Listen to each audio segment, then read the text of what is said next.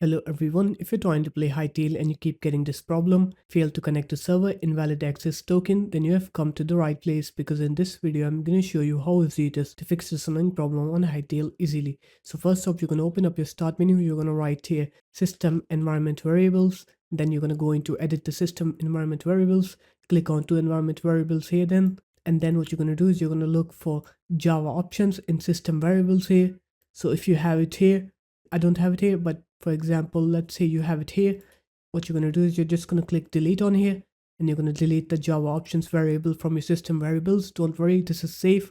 After that, click OK and then click OK here and then open up your start menu, write here date and time, and then make sure that your date and time is set correctly with the internet, because if it is set incorrectly, your computer has problem connecting to the internet. So just set your time zone. After that, click sync now on here and wait for your computer to sync. And once that's done, now you can go ahead and restart your computer.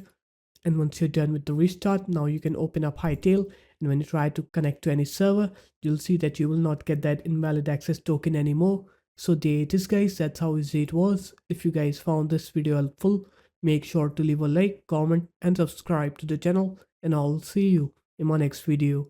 Peace.